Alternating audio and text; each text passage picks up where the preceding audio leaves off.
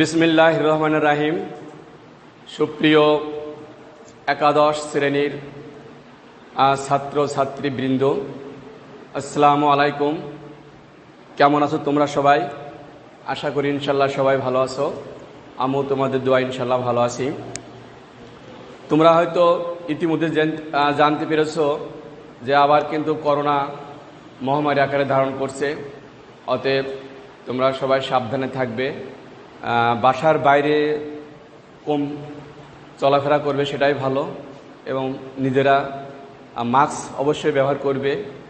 তার কারণটা হচ্ছে quality mask is better then vaccine. ঠিক আছে, quality mask is better then vaccine. যদি গুণগত সম্পূর্ণ মাস্ক হয় তখন ভ্যাকসিনের কিন্তু অতটা প্রয়োজন নাই। তার কারণটা হচ্ছে কি, এই যে কোভিড-19 এটা যে পরিমাণ তার ডাইমেনশন চেঞ্জ করছে, অর্থাৎ প্রতি ক্ষণে ক্ষণে সে তার ডাইমেনশন অর্থাৎ মিউটেশনটা অনেক বিভিন্ন ধরনের মিউটেশন হয়। বাংলাদেশে আমি দেখলাম প্রায় 34 টাইপ মিউটেশন অ্যাট এ টাইমে হয়। ঠিক আছে, অতএব তোমরা মাস্ক ব্যবহার করবে সবাই, এবং তোমাদের দ্বারা জন্য সমাজের কারো কোনো ক্ষতি না হয় এটাও তোমরা খেয়াল রাখবে, এবং নিজেরাও নিরাপদে থাকবে, অন্যকে নিরাপদে থাকার জন্য সহযোগিতা করবে। ঠিক আছে, আজকে আমি তোমাদের কেমিস্ট্রি দ্বিতীয় অধ্যায়ের অর্থাৎ গুণগত রসায়নের আমরা দ্রাব্যতা গুণফল, আয়নিক গুণফল, দ্রাব্যতার গুণফলের অঙ্ক, আয়নিক গুণফলের অঙ্ক, কোনটা অধক্ষেপ পড়বে কোনটা অধক্ষেপ পড়বে না, এটা সম্পর্কে আলোচনা করছি। আজকে আমি তোমাদের সম আয়ন প্রভাব, যেটাকে বলা হয়, দেখো আমরা লিখি কমন আয়ন ইফেক্ট। কমন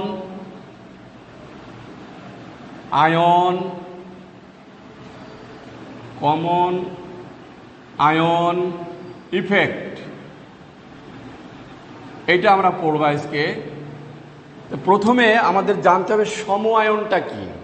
সম আয়ন অর্থাৎ একটা লবণে বা একটা যৌগে দুইটা আয়ন থাকে, একটা হচ্ছে ধনাত্মক আয়ন, একটা হচ্ছে ঋণাত্মক আয়ন। একটাকে বলা হয় ক্যাটায়ন, একটাকে বলা হয় অ্যানায়ন। ঠিক আছে, তো সমায়ন মানে কি, যদি দুইটা লবণের মধ্যে একটা আয়ন যদি উভয়ের মধ্যেই থাকে তখন সেটাকে সমায়ন বলা হয়। যেমন আমি একটা উদাহরণ লিখে তোমরা খেয়াল করো, যেমন এখানে আমি লিখলাম, দেখো লেড ক্লোরাইড PbCl2 আর কি লিখলাম HCl। দেখো এখানে কিন্তু এই লেড ক্লোরাইড যদি আমরা আয়নিত করি, দেখো লেড হচ্ছে এখানে দুর্বল তড়িৎ বিশ্লেষ্য, তাহলে এখানে উৎপন্ন হবে কি, দেখো লেড আয়ন যোগ 2 ক্লোরাইড আয়ন। আর HClটা হচ্ছে স্ট্রং ইলেকট্রোলাইট, দেন এটা 100% আয়নিত হয়। ঠিক আছে, যার জন্য দেখো লেড ক্লোরাইডের ক্ষেত্রে আমি কিন্তু অভিমুখে চিহ্ন দিছি, কারণ এটা খুবই সামান্য পরিমাণ আয়নিত হয় এবং এটা হচ্ছে মৃদু তড়িৎ বিশ্লেষ্য পদার্থ, রাইট। এবং HClটা হচ্ছে স্ট্রং ইলেকট্রোলাইট বা তীব্র বা সবল তড়িৎ বিশ্লেষ্য পদার্থ, এই জন্য এটাকে আমি একমুখী চিহ্ন দিছি। তাহলে এখানে দেখো আমি যে সম আয়ন কথাটা বললাম, দেখো সম আয়ন মানে কি, এখানে দেখো এখানেও ক্লোরিন আছে, এখানেও ক্লোরিন আছে, তাহলে এইটা হচ্ছে সম আয়ন। অর্থাৎ দুইটা লবণের ক্ষেত্রে, লবণ একটা অ্যাসিড ধরো, এদের দুইটার ক্ষেত্রে কিন্তু একই জিনিস আছে, এটাকে বলা হয় সমনায়ন। যেমন আরো কয়েকটা উদাহরণ দিয়ে তোমরা খেয়াল করো, যেমন দেখো হাইড্রোজেন সালফাইড এটা একটা মৃদু তড়িৎ বিশ্লেষ্য, এখানে উৎপন্ন হয় কি 2 হাইড্রোজেন আয়ন যোগ সালফাইড আয়ন। আবার HCl, দেখো HCl আছে শক্তিশালী তড়িৎ বিশ্লেষ্য, হাইড্রোজেন আয়ন যোগ ক্লোরাইড আয়ন। দেখো এখানে এইটা হচ্ছে তোমার সম আয়ন। ঠিক আছে, অর্থাৎ দুইটি যৌগের মধ্যে যদি একই আয়ন বর্তমান থাকে সেটাকে আমরা সমায়ন বলি। আমরা আরো এক্সাম্পল দিই, খেয়াল করো, যেমন ধরো সিলভার ক্লোরাইড এটা একটা মৃদু তড়িৎ বিশ্লেষ্য, সিলভার আয়ন যোগ ক্লোরাইড আয়ন। আবার দেখো সোডিয়াম ক্লোরাইড একটা স্ট্রং ইলেকট্রোলাইট বা শক্তিশালী তড়িৎ বিশ্লেষ্য, এটা কি উৎপন্ন হবে? সোডিয়াম আয়ন যোগ ক্লোরাইড আয়ন। দেখো এখানে ক্লোরিনটা আছে সম আয়ন। ঠিক আছে, আরও উদাহরণ দেওয়া যেতে পারে। দেখো যেমন লেখো অ্যামোনিয়াম হাইড্রোক্সাইড। অ্যামোনিয়াম হাইড্রোক্সাইড মৃদু তড়িৎ বিশ্লেষ্য বা উইক ইলেকট্রোলাইট। এটাকে আমরা চিহ্ন দিচ্ছি কি? দেখো অ্যামোনিয়াম আয়ন যোগ হাইড্রোক্সাইড আয়ন। আবার অ্যামোনিয়াম ক্লোরাইড, এটি স্ট্রং ইলেকট্রোলাইট। এটা দেখো একমুখী দিলাম, এখানে আছে কি? অ্যামোনিয়াম আয়ন যোগ ক্লোরাইড আয়ন। এখানে এটা হচ্ছে তোমার সম আয়ন। কি ক্লিয়ার? সবাই বুঝতে পারছো? এটাই হচ্ছে আমাদের সম আয়ন।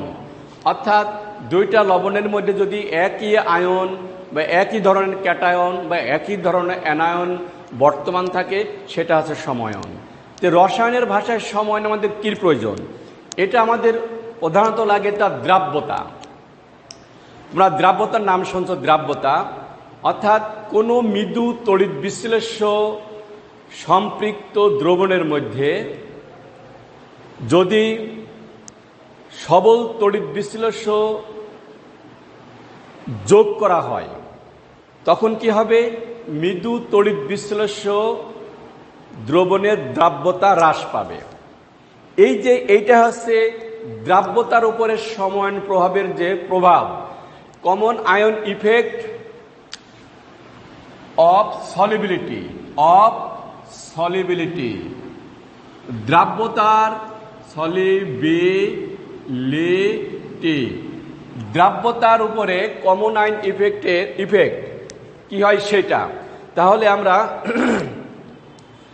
এটা আমাদের কি? দেখো আমরা যদি একটা মৃদু তড়িৎ বিশ্লেষ্য দ্রবণ, ঠিক আছে, মৃদু তড়িৎ বিশ্লেষ্য দ্রবণ সাপোজ ধরো এখানে আমরা এই যে এইটাই লিখি সিলভার ক্লোরাইড।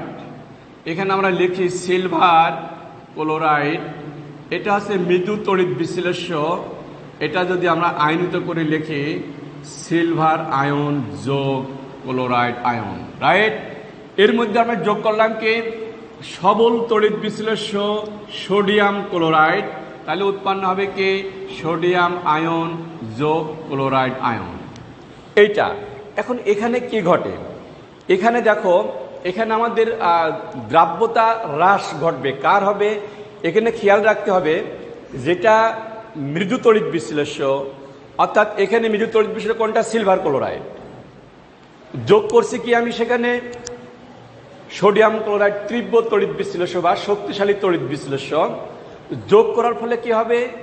আসলে দুইটারই দ্রাব্যতা হ্রাস পায়। সোডিয়াম ক্লোরাইডের দ্রাব্যতাও হ্রাস পায় এবং সিলভার ক্লোরাইডের দ্রাব্যতাও হ্রাস পায়। তবে বেশি হ্রাস পায় এখানে কার? এই মৃদু তড়িৎ বিশ্লেষ্য, যার মধ্যে আমি সোডিয়াম ক্লোরাইড দ্রবণ যোগ করলাম। এই মৃদু তড়িৎ বিশ্লেষ্যের দ্রাব্যতা হ্রাস পায়। কেন দ্রাব্যতা হ্রাস পায় তার কারণটা ব্যাখ্যা আমাদের প্রয়োজন।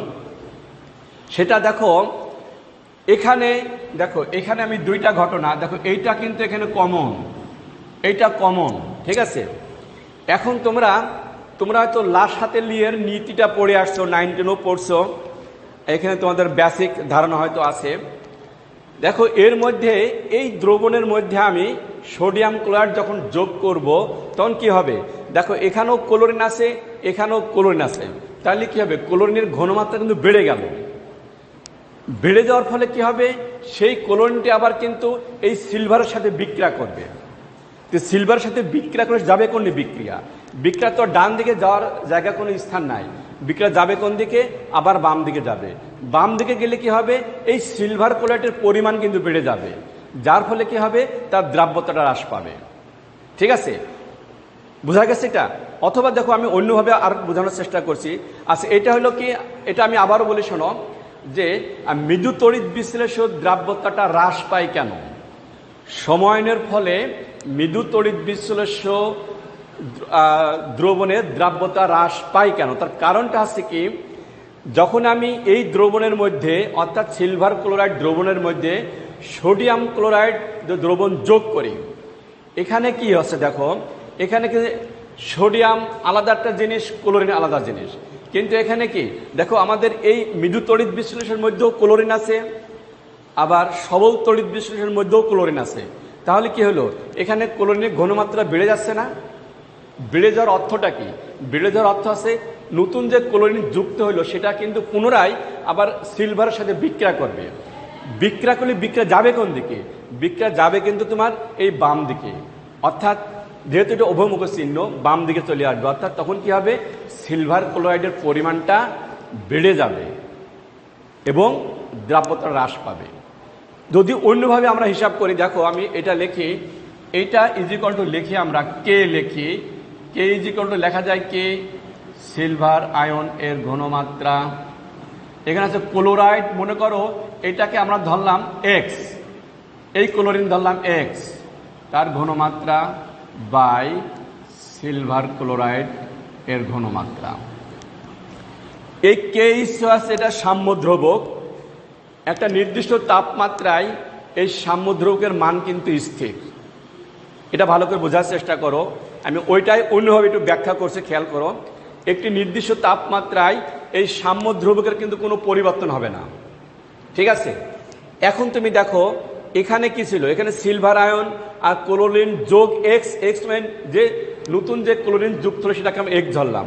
তাহলে কি হলো, তাহলে দেখো সরি, এখানে এইটাতে যদি এটা ভাগ করি তাহলে কি এর পরিমাণটা বেশি না? উপরে যেটা আছে এর পরিমাণটা বেশি না? এটা ছোটোর সঙ্গে যে ভাগ করলে কি এই পরিমাণটা বেড়ে যাবে না? ভর কি, অর্থাৎ কে এর মান বেড়ে যাবে। কিন্তু কে এর মান তো রাখতে হবে নির্দিষ্ট, তাহলে কে এর মান নির্দিষ্ট করে রাখতে হলে কী করতে হবে, আমাদের করতে হবে এইটার পরিমাণটা কি করতে হবে, আমাদের কমাতে হবে। তো এইটার পরিমাণ কমাতে হলে কী করতে হবে, এই সিলভার ক্লোরাইড বাড়াতে হবে, ঠিক আছে? আমি কি বুঝাতে পারছি তোমাদের? তোমরা আবার ভালো করে দেখ, শোনো। আমরা এই সমীকরণের আমরা কে লিখলাম, কেটাকে বলা হয় ইকুইলিব্রিয়া কনস্ট্যান্ট বা সাম্যদ্রবক, ঠিক আছে? অথবা যদি আমরা এসপি লিখলাম, কেএসপি দ্রাব্যতা গুণফলই লিখলাম, এখানে এটা লিখলেও সমস্যা নাই, দ্রাব্যতা গুণফল লিখলাম। দ্রাব্যতা গুণফল কিন্তু একটা নির্দিষ্ট তাপমাত্রায় নির্দিষ্ট, অর্থাৎ তাপমাত্রা পরিবর্তন করলে দ্রাব্যতা গুণফল অনেকাংশে পরিবর্তন হয়, কিন্তু নির্দিষ্ট তাপমাত্রায় এর কিন্তু কোনো পরিবর্তন ঘটে না, ঠিক আছে? এখন দেখো আমাদের এই যে silver chloride, silver ion into chloride, এই এক্সটা কি কোথায় কেন ব্যবহার করলাম? কারণ এই যে সময়ের জন্য এর তো একটা ঘনমাত্রা আছে এক্স, সেটা আমরা এক্স দিলাম, দেওয়ার পরে সিলভার ক্লোরাইড। এখন দেখো তাই এখানে কি, এখানে কিন্তু পরিমাণে বেশি হয়ে গেল, কারণ এক্সটা যার কারণে এইটাতে যদি আমরা এইটা ভাগ করি, এটা পরিমাণ বেশি হওয়ার কারণেই এই কে এর মান কিন্তু কেএসপির মান বৃদ্ধি পাবে। কিন্তু না, কেএসপির মান কিন্তু আমাদের নির্দিষ্টই রাখতে হবে, তার মান কিন্তু কোনো পরিবর্তন ঘটবে না। তাহলে তখন কি করতে হবে, তখন হয় এটাকে কমাতে হবে অথবা এটাকে বৃদ্ধি করতে হবে। যদি এটাকে কমাই অথবা এটাকে বৃদ্ধি করি তাহলে তো কে এর মান নির্দিষ্ট থাকবে, কে এর মানের কোনো পরিবর্তন ঘটবে না। তাহলে কি করতে হবে, তাহলে আমাদের কি করতে হবে, এই সিলভার ক্লোরাইডের মানটা বৃদ্ধি করতে হবে। বৃদ্ধি করতে হবে কি হবে, তখন এই ক্লোরিন যুক্ত হয়ে বিক্রিয়াটা এই দিকে যাবে, তখন সিলভার ক্লোরাইডের মান কিন্তু বেড়ে যাবে। বেড়ে গেলে এটাতে ভাগ করলে তখন কি হবে, এই কেএসপি কিন্তু কনস্ট্যান্ট থাকবে, ঠিক আছে? এইটাই হচ্ছে আমাদের সময় প্রভাবের ফলে দ্রাব্যতা গুণফলের, অর্থাৎ দ্রাব্যতার যে কি পরিবর্তন ঘটে এই সময়ের দ্বারা কিন্তু আমরা এইভাবে আইডেন্টিফাই করতে পারি। তোমরা কি বুঝতে পারছো? এইভাবে আমি কয়েকটা উদাহরণ দিই, তাহলে দেখো তোমরা বুঝতে পারবে। আমি উদাহরণটা এইভাবে দিই, এখানে দেখো দ্রাব্যতার যে কি পরিবর্তন হয়, আমি এই সিলভার ক্লোরাইড দিয়ে লিখি। দেখো তোমরা খেয়াল করো, এই যে সিলভার ক্লোরাইড আমরা আয়নিত করছি সিলভার আয়ন যোগ ক্লোরাইড আয়ন, তাহলে এর কেএসপি কত হবে, এর কেএসপি ইকুয়াল টু হবে কত, সিলভার আয়নের মোলার ঘনমাত্রা ইন্টু ক্লোরাইড আয়নের মোলার ঘনমাত্রা। আমরা যদি দ্রাব্যতাকে এস ধরি, অর্থাৎ সিলভার এর দ্রাব্যতা ইকুয়াল ধরি এস, আবার ক্লোরাইড এর দ্রাব্যতা ধরি আছে এস, তাহলে কত হলো এখানে দেখো, S into S equal to S square. অতএব তাহলে এস ইকুয়াল টু কত হয় এখানে, S square equal to K S P, ঠিক আছে? তাহলে এস এর মান কত দাঁড়াবে, এস ইকুয়াল টু দাঁড়াবে আছে কে এস পি, এই একটা আছে মৃদু তড়িৎ বিশ্লেষণ কেএসপি, ঠিক আছে, S is equal to KSP. এখন যদি এই সিলভার ক্লোরাইডের মধ্যে এখন কি করব, এখন সিলভার ক্লোরাইডের মধ্যে সোডিয়াম ক্লোরাইড যোগ করি, দেন তখন একটা মিশ্রণ হলো, তখন কি উৎপন্ন হবে, যোগ করার ফলে সেখানে কি উৎপন্ন হবে সেটা খেয়াল করো। দেখো তাহলে এটাকে আমরা আবার ভেঙে লিখি। দেখো সিলভার ক্লোরাইড, এটা উৎপন্ন হবে কি, সিলভার আয়ন যোগ ক্লোরাইড আয়ন। আবার সোডিয়াম ক্লোরাইড যদি আমরা ভেঙে লিখি, সোডিয়াম আয়ন যোগ ক্লোরাইড আয়ন, ঠিক আছে।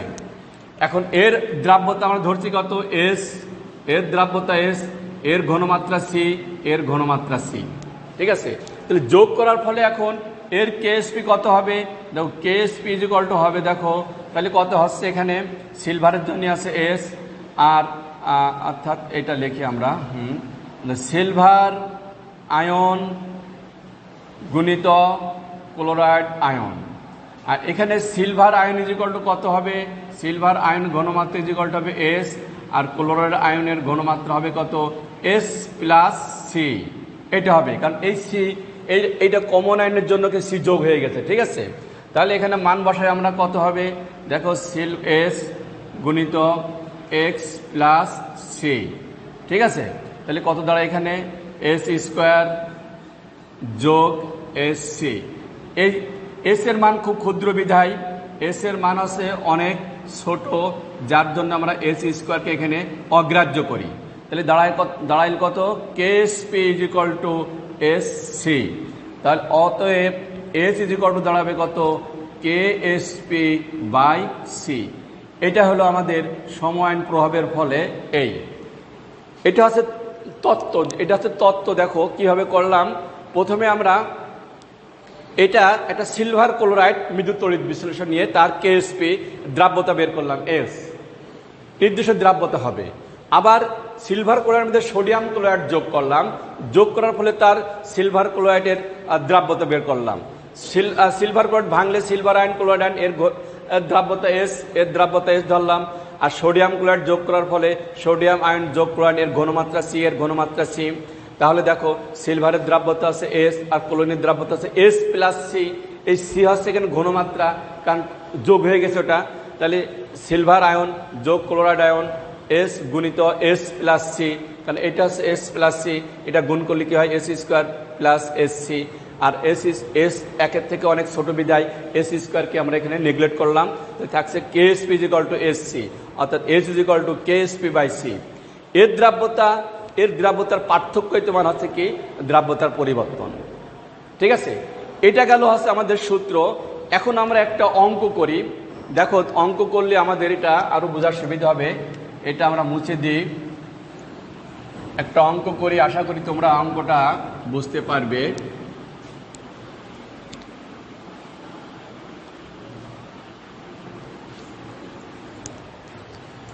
একটা অঙ্ক আমি লিখি, তোমরা দেখো। অঙ্কটা হচ্ছে, লেখো সিলভার ক্লোরাইডের দ্রাব্যতা গুণফল। আমাদের সিলভার নেই, অঙ্কটা দেখো এখানে সিলভার ক্লোরাইডের কেএসপি দ্রাব্যতা গুণফল হিসেবে কত দেওয়া আছে এখানে, 1.8 ইন্টু 10⁻⁻10 দেওয়া আছে এর দ্রাব্যতা গুণফল। সাম্য অবস্থায় সিলভার ক্লোরাইড দ্রবণে দেওয়া আছে। এবং কি বলছে যে সাম্য অবস্থায় সিলভার ক্লোরাইড দ্রবণের মধ্যে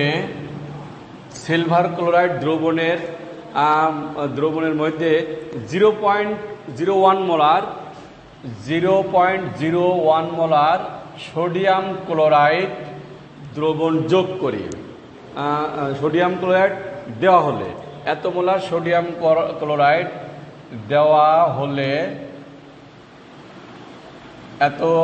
দেওয়া হলে সিলভার ক্লোরাইডের দ্রাব্যতা কত হবে।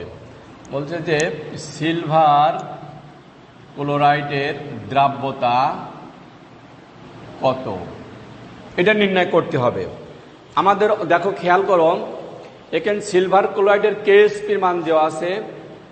তাহলে এখান থেকে সিলভার প্রথমে কি করব, আমরা সিলভার ক্লোরাইডের দ্রাব্যতা নির্ণয় করব। প্রথম অবস্থায় দ্রাব্যতা নির্ণয় করব। দ্বিতীয়ত কি করব, এই যে 0.01 মোলার সোডিয়াম ক্লোরাইড যোগ করার পর আবার দ্রাব্যতা নির্ণয় করব। এই হচ্ছে আমাদের কাজ। প্রথমে আমরা কি করব, প্রথমে এইটুকুর আমরা দ্রাব্যতা নির্ণয় করব, রাইট? এইটুকুর দ্রাব্যতা নির্ণয় করব। তারপরে কি করব, ওই যে সাম্য অবস্থায় বলছে না, সাম্য অবস্থায় সিলভার ক্লোরাইড দ্রবণের মধ্যে এত মোলার 0.01 মোলার সোডিয়াম ক্লোরাইড দেওয়া হলে, সিলভার ক্লোরাইড দ্রবণের মধ্যে এত মোলার সোডিয়াম ক্লোরাইড দেওয়া হলে সিলভার দ্রাব্যতা কত, অর্থাৎ তখন দ্রাব্যতার কি পরিবর্তন ঘটবে সেটা আমাদের বের করতে হবে। তাহলে প্রথম ক্ষেত্রে দেখো, প্রথম ক্ষেত্রে আমরা লিখি, প্রথম ক্ষেত্রে কি হবে, এই যে সিলভার ক্লোরাইডকে আমরা আয়নিত করলে উৎপন্ন হবে কি, দেখো সিলভার আয়ন যোগ ক্লোরাইড আয়ন। তাহলে এর কেএসপি আমরা বের করি, আমরা সরাসরি কেএসপি বের করতে পারি। আমরা কেএসপি বের করা আগে শিখে আসছি, সিলভার আয়ন যোগ ক্লোরাইড আয়ন। এন্ড সিলভারের দ্রাব্যতা ধরো, সিলভার এর দ্রাব্যতার সমান ধরি আমরা এস, ক্লোরাইডের দ্রাব্যতা ধরি ইজিক্যাল টু এস। তাহলে কত দাঁড়ায়, KSP is equal to X into S সমান এস স্কোয়ার। অতএব কি দাঁড়াইলো, S square is equal to KSP. তাহলে এস ইজিক্যাল টু কত হবে, রুট ওভার কেএসপি সমান কত হবে, সমান হবে রুট ওভার এর দ্রাব্যতা গুণফল দেওয়া আছে 1.8 ইন্টু 10⁻⁻10। এইটার সমান কত হবে, এটা আমাদের ক্যালকুলেশন করা আছে। এটা হবে আছে তোমার 1.3 10⁵। এটা হবে কত, 1.3 ইন্টু 10⁵ মোল পার লিটার। ঠিক আছে, এইটা আমাদের বেরোলো। দেখো প্রথম ক্ষেত্রে আমরা এইটুকু দ্রাব্যতা বের করলাম, তার দ্রাব্যতা গুণফল দেওয়া আছে, সেখান থেকে আমরা দ্রাব্যতা বের করলাম। তার দ্রাব্যতা কত বেরোলো, এটা আমরা লিখে রাখি। প্রথম ক্ষেত্রে দ্রাব্যতা এস ইজিক্যাল টু কত, 1.3 ইন্টু 10⁻⁵ মোল পার লিটার। এটা হচ্ছে প্রথম ক্ষেত্রে আমাদের দ্রাব্যতা বেরোলো। ঠিক আছে, এইবার আমরা, এটা বোঝা গেছে। এবার আমরা দ্বিতীয় ক্ষেত্রে দ্রাব্যতা বের করব। কোন ক্ষেত্রে, দ্বিতীয় ক্ষেত্রে। এটা আমরা মুছে দিই, তাহলে এইটুকুর কাজ আমাদের শেষ। এটা আমরা মুছে দিই, প্রথম ক্ষেত্রে দ্রাব্যতা আমাদের শেষ, দ্বিতীয় ক্ষেত্রে দ্রাব্যতা এখন আমাদের বের করতে হবে। এখন দেখো সেটা হচ্ছে কি, দ্বিতীয় ক্ষেত্রে কি, অর্থাৎ হ্যাঁ সাম্য অবস্থায় আমরা লিখতে পারি, সাম্য অবস্থায় সিলভার ক্লোরাইড দ্রবণের মধ্যে সোডিয়াম ক্লোরাইড দ্রবণ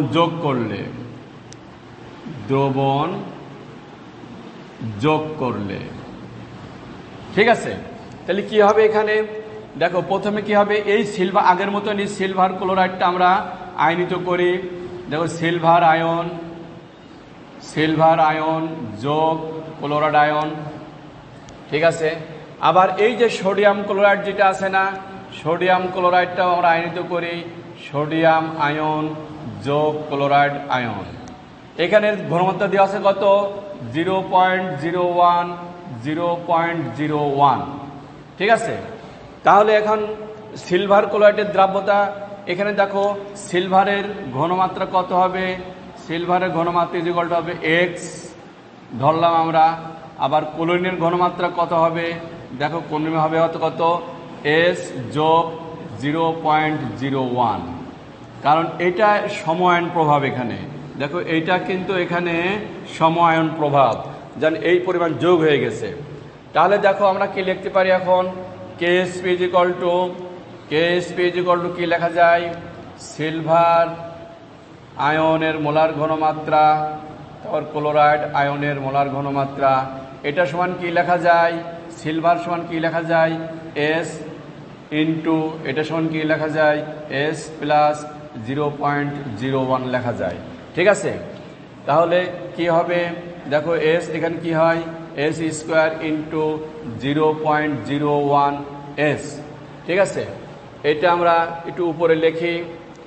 উপরে যদি লিখি তাহলে কত দাঁড়াবে, এখানে দেখো কেএসপির মান আমরা জানা আছে, কেএসপির মান আমরা কত জানি, কেএসপি মান হচ্ছে 1.8 ইন্টু 10⁻⁻10 ইজ ইকুয়াল টু কত আসে এখানে, এখানে 0.01 এস। আর এই এস স্কোয়ার, যেহেতু এস এর মান 1 থেকে অনেক ছোট, তাই আমরা এস স্কোয়ারকে এখানে বাদ দিই। তাই থাকছে কত, এস ইজ ইকুয়াল টু হবে কত, 1.8 ইন্টু 10⁻⁻10 ডিভাইডেড বাই 0.01। এই এসটার মান কত হবে, উত্তরটা যেখানে দেখি লেখা আছে, উত্তরটা হবে দেখো এখানে, হ্যাঁ 1.8 10⁻⁻10, এটা হবে কত, 1.8 ইন্টু 10⁻⁻8 মোল পার লিটার, 1.8 10⁻⁻8 মোল পার লিটার। তাহলে দেখো দ্বিতীয় ক্ষেত্রে আমরা এস এর মানটা কত পেয়ে গেলাম, দেখো পেলাম 1.8 ইন্টু 10⁻⁻8 এত মোল পার লিটার। তাহলে দেখো এদের মধ্যে যথেষ্ট ডিফারেন্স, এইটার সাথে কিন্তু এর দ্রাব্যতা পরে 1000 গুণ কিন্তু কমে গেছে। তো পরিবর্তনটা কি, দেখো পরিবর্তন ইজ ইকুয়াল টু কত হবে, পরিবর্তন ইজ ইকুয়াল টু হবে কত, অর্থাৎ 1.3 ইন্টু 10⁻⁻5 মাইনাস 1.8 ইন্টু 10⁻⁻8। এই পরিবর্তনটা কত, পরিবর্তনটা হয় দেখো 1.2 ইন্টু 10⁻5, পরিবর্তনটা হয় দেখো 1.2 ইন্টু 10⁻⁻5 মোল পার লিটার। এইটুকু হচ্ছে আমাদের পরিবর্তন, অর্থাৎ সময়ের প্রভাবের ফলে দ্রাব্যতাটা আমাদের হ্রাস পেয়ে গেল। ক্লিয়ার? আশা করি সবাই বুঝতে পারছো। তোমাদের একটা বাড়ির কাজ আমি দিয়ে দিই, তোমরা বাসায় কাজটা একটু করো। আমি একটা অঙ্ক নিয়ে আসছি, তোমরা অঙ্কটা তুলে নাও। অঙ্কটা খুব ইম্পর্টেন্ট, পরীক্ষায় আসার মতন অঙ্ক, অবশ্যই বাসায় করার চেষ্টা করবে। একই টাইপের অঙ্ক, এটা তোমাদের বাড়ির কাজ থাকবে। সেটা আছে কি, 25 ডিগ্রি সেলসিয়াস তাপমাত্রায়, লেখো 25 ডিগ্রি সেলসিয়াস তাপমাত্রায় SrF2 এর KSP is equal two 80 into 10⁻⁻10। ঠিক আছে, এখন এই দ্রবণে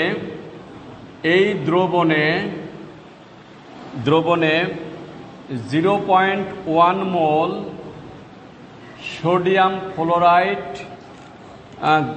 যোগ করা হলে এটুকু উদ্দীপক।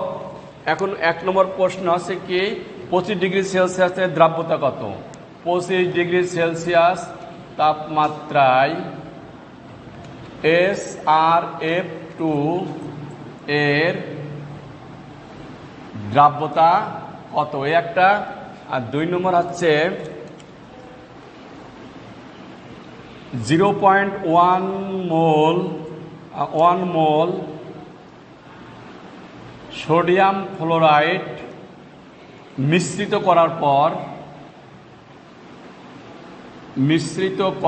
পর দ্রাব্যতার কি পরিবর্তন হবে, মিশ্রিত করার পর দ্রাব্যতার কি পরিবর্তন হবে ব্যাখ্যা করো। সেম অঙ্ক ওইটা বুঝলেও এটাও করতে পারবে। আমি আবারও বলি, শোনো, আমি অঙ্কটা কি লিখলাম, যে 25°C তাপমাত্রায়, এটা তোমাদের কি হোমওয়ার্ক, বাসায় প্র্যাকটিস করবো অবশ্যই। 25°C তাপমাত্রায় SrF2 স্টেনশন ফ্লোরাইড এর কেএসপি এত দেয়া আছে, এই দ্রবণে এত মোল সোডিয়াম ফ্লোরাইড যোগ করা হলো, এর মধ্যে সোডিয়াম ফ্লোরাইড যোগ করা হলো। দেখো এটা কমন আইন ইফেক্ট, কিন্তু এখানেও ফ্লোরিন আছে, এখানেও ফ্লোরিন আছে। তো এত তাপমাত্রায় এর দ্রাব্যতা কত, ওই যে অঙ্ক করলাম, প্রথমে দ্রাব্যতা আর যোগ করার ফলে তার দ্রাব্যতা কত হবে সেটা আমাদের বের করতে হবে। ঠিক আছে, আর সবাই ভালো থাকো, আশা করি সবাই বুঝতে পারছো। আমাদের সময় শেষ, ভালো থেকো সবাই, ভালো করে পড়াশোনা করো, সামনে তোমাদের পরীক্ষা হবে, ভালো করে পড়ার চেষ্টা করো। আল্লাহ হাফেজ।